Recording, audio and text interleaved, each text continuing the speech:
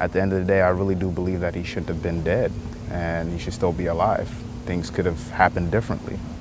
It's that belief that guides Apollo Olango. A lot of the questions that I was asking, such as why is my brother dead? Did he have to be? All those questions seem to push towards taking some sort of action, Leading to the development of a foundation in his brother's honor.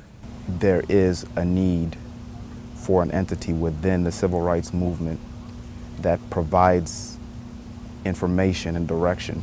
What questions did you have and what answers were you receiving that the public hasn't heard? Why was it justified? What is the legal aspect that allows it to be justified? Apollo Olango says growing up, his brother, about 6 years his senior, led the way. He's always been a guide in life. Starting off, we can go way back to the refugee camp and even before then. The Olangos moved from Uganda to San Diego as refugees in 1991. Apollo says Alfred had a way of making everyone laugh, making losing him to violence all the more painful. It was difficult. As a family, we had never really dealt with a loss like that. Miraculously, out of everything we had been through, bombs exploding, landmines all over the place. The goal of the Alfred Olango Foundation, listed on its website, include advocating for police training, focused on de-escalation techniques and preservation of life.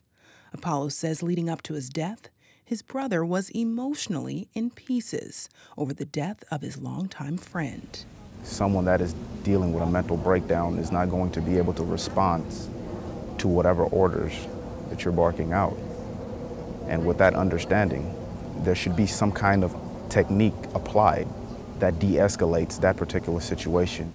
In the last year, Olango has shared Alfred's story and the goals of the foundation with community groups, politicians, and Hollywood personalities, with large platforms to raise awareness. It's not easy. I'm still grieving. It's difficult to go to sleep every night knowing that your brother died in the pain that he died in, that he didn't have to.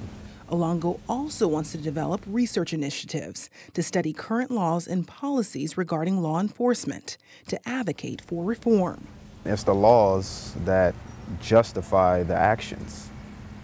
So to have an in-depth understanding of the laws that justify these actions and as to why, if enough people feel about a law as if it's unjust or something is incorrect with it,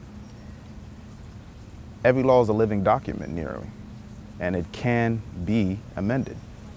Apollo says his brother, who always encouraged him, would be proud of the Alfred Olango Foundation and its efforts to turn his memory into a catalyst for change.